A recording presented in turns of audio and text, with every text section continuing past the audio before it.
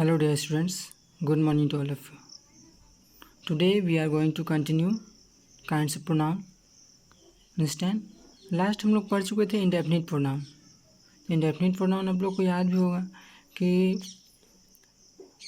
वैसा प्रोनाउन जिस प्रोनाउन का यूज हम किसी पर्टिकुलर चीज़ को आइडेंटिफाई करने के लिए नहीं करते. एक होल समझ रहे हैं ना, ग्रुप को या फिर इंडेफिनिट तरीके से कि हमें एक्चुअली उस चीज़ का नंबर या फिर कुछ भी क्वांटिटी मालूम नहीं होता है, तो उसके लिए हम इंडेफिनिट प्रोनाउन का यूज़ करते हैं. Somebody, each, every, understand. तो इस तरह हम लोग इंडेफिनिट प्रोनाउन को समझे थे एग्जाम्पल के साथ. तो आज हम लोग नेक्स्ट चलते हैं डिस्ट्रीब्यूटिव प्रोनाउन. डिस्ट्रीब्यूटिव प्रोनाउन क्या होता है? वैसा प्रोनाउन जिसका यूज़ डिस्ट्रीब्यूशन के लिए किया जाता हो.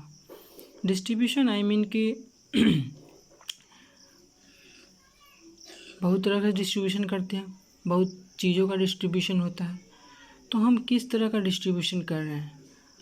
अपने विश के साथ, अपने चीज़ों के साथ डिस्ट्रीब्यूशन, ज़रूरतों के साथ डिस्ट्रीब्यूशन, हर चीज़ के साथ डिस्ट्रीब्यूशन होता है. तो कैसे हम क्या चीज़, कौन सा चीज़ हम कैसे डिस्ट्रीब्यूट करते हैं, उस चीज़ को हम डिस्ट्रीब्यूटिव प्रोनाउन के लिए यूज करते हैं, उस चीज़ को डिस्ट्रीब्यूट करने के लिए. जैसे ईच हैड अ पेन, तो जितने भी वहाँ पे सभी के पास क्या था? पेन था. ठीक है ना, जितने भी हैं उनके पास पेन था. तो यहाँ से हम क्या मालूम चला? पेन का डिस्ट्रीब्यूशन क्या हुआ? सभी बच्चों के बीच मालूम चल गया. किस चीज़ से? ईच का, या फिर जो भी हो. Either of you can do. Either of you can do मतलब कोई, आइदर मतलब क्या होता है? एक दो, किसी दो के बीच की बात हो रही है कि हाँ आप दोनों इस चीज़ को कर सकते हैं. तो दोनों के बीच की बात हुई ना, समझ गए? Neither of this pens is mine. कुछ पेन्स रखे होंगे या फिर एक दो पेन रखे होंगे, तो फिर पूछता है इन पेनों में आपका पेन कौन सा है? तो वही बहुत सारा पेन रखा, उसमें से चूज करना है. डिस्ट्रीब्यूशन हुआ ना. डिस्ट्रीब्यूशन आप लोग इससे नहीं समझिए कि डिस्ट्रीब्यूशन मतलब डिस्ट्रीब्यूट करना भी हुआ, लेकिन हम समझ रहे हैं क्या कि एक तरह से हम कोई भी चीज़ चूज करते हैं तो डिस्ट्रीब्यूट होता है ना. बहुत चीज़ें होते हैं, उसमें अलग अलग होते हैं. तो हम उसमें से क्या करते हैं? चूज करते हैं कि मेरा क्या है, हमें क्या पसंद है, हमें क्या नहीं पसंद है ना. उसी तरह इस चीज़ का यूज किया जाता है, इस प्रोनाउन का यूज किया जाता है. समझ गया? Neither of this pens is mine. इनमें से कोई भी पेन मेरा नहीं है. समझ गए? चलिए नेक्स्ट देखते हैं क्या है. नेक्स्ट क्या है? Interrogative pronoun. इंट्रोगेटिव प्रोनाउन से तो आप लोग पूरी तरह से क्या होंगे, न होंगे कि हाँ जानते होंगे कि क्या होता है इंट्रोगेटिव. इंट्रोगेटिव से आप लोग पहले ही कह दिया है क्या कि किसी से क्वेश्चन करने की या फिर किसी भी क्वेश्चन के बारे में बात कर रही होगी इंट्रोगेटिव प्रोनाउन में.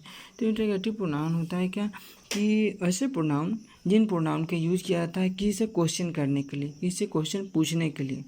समझ रहे हैं ना? क्वेश्चन पूछना मतलब क्या? जैसे कि हम उनके बारे में जान रहे हैं, क्या हुआ, कौन है, कैसे है, क्या नहीं है. इस तरह हम क्वेश्चन करते हैं उनसे. क्या है आप, कौन है, किससे मिलना चाहते हैं, क्या पसंद करते हैं, कहाँ रहते हैं. ये सब क्या हुआ? क्वेश्चन हुआ ना.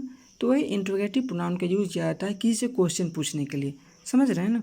जैसे देखिए हु हुआ, हुज हुआ, हुम, व्हाट एंड विच आर, ये सब क्या है? इंट्रोगेटिव प्रोनाउन है जिनका यूज हम करते हैं किसी भी इंट्रोगेशन के लिए, किसी से क्वेश्चन करने के लिए. अंडरस्टैंड? जैसे हु गोज़ देयर, कौन वहाँ गया, या फिर कौन वहाँ जाता है.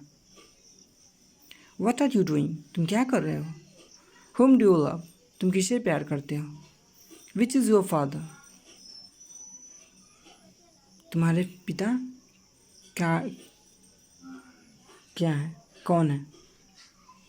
अंडरस्टैंड? तो इस तरह हम किसी से क्वेश्चन करते हैं तो उसमें किस प्रोनाउन का यूज करते हैं? इंट्रोगेटिव प्रोनाउन का. समझ गया? नेक्स्ट क्या है? Relative pronoun. रिलेटिव प्रोनाउन से आप लोग को मीनिंग क्लियर हुआ है. रिलेटिव मतलब रिलेशन, किसी के बीच का रिलेशन बताना, रिलेटिव प्रोनाउन. वैसे प्रोनाउन जिस प्रोनाउन का यूज किसी के बीच के रिलेशन बताने के लिए किया जाता है उसे क्या कहते हैं? रिलेटिव प्रोनाउन कहते हैं। अंडरस्टैंड? तो देखते हैं क्या relative pronoun. The pronounce which refers और रिलेट्स टू सम नाउन और pronoun going before is called relative pronoun. Noun और प्रोनाउन को क्या करते हुए, देखते हुए, उसको फॉलो करते हुए, उसके पहले क्या लग सकता है उस हिसाब से क्या करते हैं हम? रिलेटिव प्रोनाउन का यूज़ करते हैं और एक रिलेशन इस्टेब्लिश करते हैं किसी नाउन या प्रोनाउन के बीच में। ठीक है ना? उस प्रोनाउन में क्या कहते हैं? रिलेटिव प्रोनाउन करते हैं। हु हुआ, हुम हुआ, विच हुआ एंड डैट आर, ये सब क्या है? रिलेटिव प्रोनाउन है। अंडरस्टैंड? कुछ एग्जाम्पल हम देखेंगे यहाँ, जैसे relative pronoun. I met Kavita, Kavita is nurse. Understand? तो मैंने कविता से मिला, वह एक नर्स है।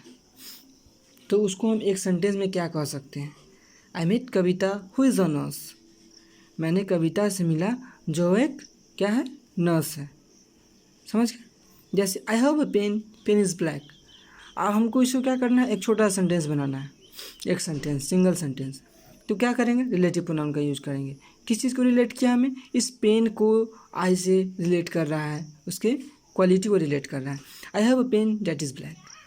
मेरे पास क्या है? एक पेन है जो क्या है? ब्लैक कलर का है। अंडरस्टैंड? एक बात और बता दें आपको कि the noun to which a relative pronoun refers और relates is called its antecedent. वैसे नाउन जिसके लिए रिलेटिव प्रोनाउन यूज किया जाता है वह क्या कहलाता है? एंटीसीडेंट कहलाता है। समझे? जिस नाउन के लिए यूज किया जाता है, जैसे कि यहाँ पर कविता के लिए यूज किया गया हु का, तो हु का एंटीसीडेंट क्या हुआ? कविता हुआ। अंडरस्टैंड? समझ रहे हैं ना? इसी तरह एंटीसीडेंट मेनली क्या होता है? नाउन ही शायद होता है। समझ रहे हैं? आपको प्रोनाउन में भी समझाए थे एंटीसीडेंट क्या होता है। समझे? प्रोनाउन का डिफिनीशन में ही बताए थे आप लोगों को, है ना? चलिए आगे क्या? Possessive pronoun. पॉसेसिव प्रोनाउन से भी आप लोगों को मीनिंग क्लियर होगा कि किसी चीज़ पे, किसी वस्तु पे, क्या किसी पे भी पोसेसन दिखाने के लिए पॉसेसिव प्रोनाउन का यूज किया जाता है। अंडरस्टैंड?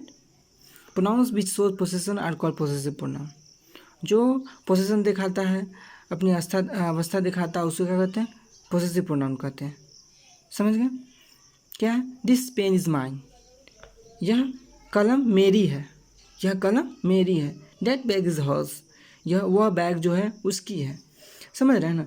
तो पॉसेसिव प्रोनाउन का यूज पॉसेसिव एडजेक्टिव के रूप में ही किया जाता है। हम लोग पढ़ेंगे एडजेक्टिव में बहुत सारे पॉसेसिव प्रोनाउन जो हैं वो एडजेक्टिव के रूप में भी यूज किए जाते हैं। समझे?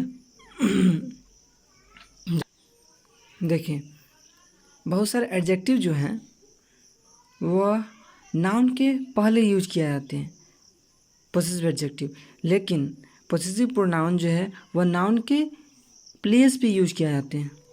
समझे? तो ये चीज़ आप लोग ध्यान में रखिएगा कि पॉसेसिव प्रोनाउन और एडजेक्टिव दोनों ही एक ही होते हैं, लेकिन उसका जो यूज होता है उसके यूज पे डिपेंड करता है किस तरह यूज किया गया सेंटेंस में। तो वही पॉसेसिव एडजेक्टिव जो होता है वह नाउन के जस्ट बिफोर यूज किया जाता है, और पॉसेसिव प्रोनाउन जो होता है वह नाउन के बदले ही यूज किया जाता है। देखिए, कुछ यहाँ पर टेबल दिया गया है पॉसेसिव एडजेक्टिव प्रोनाउन का कि किस केस में कैसा होता है। ठीक है ना? इसको आप लोग को लर्न कर लेना है लिख कर। अंडरस्टैंड? कुछ एग्जांपल्स आप लोगों को समझा दे पहले। This is my pen. Pen से जस्ट पहले देखिए क्या लगा है? माई लगा है, प्रोनाउन लगा है। यह पॉसेसिव प्रोनाउन है, लेकिन यहाँ पे पॉसेसिव प्रोनाउन नहीं, पॉसेसिव एडजेक्टिव होगा, क्योंकि यह पेन की विशेषता बता रहा है। एडजेक्टिव क्या होता है? किसी नाउन या प्रोनाउन की क्या करता है? उसको क्वालिफाई करता है। तो ये क्या कर रहा है? पेन को डायरेक्टली वो क्वालिफाई कर रहा है कि ये किसकी पेन है? मेरी पेन है। This is his car. यह उसकी कार है। This is their house. यह उन लोगों का घर है। ये सब क्या है? पॉसेसिव एडजेक्टिव है, जस्ट नाउन के पहले लगा है। अंडरस्टैंड? देखिए, this pen is mine. Pen के बदले माइन आया है। समझ रहे हैं ना? नहीं, मेरे बदले माइन आया है। जैसे कि मैं नाउन हूँ, मेरे बदले क्या है? माइन आया। तो क्या हुआ? वह नाउन के बदले डायरेक्टली यूज हुआ है माइन, तो वो क्या कहलाएगा? पॉसेसिव प्रोनाउन कहलाएगा। समझ गए? चलिए ठीक है, थैंक यू।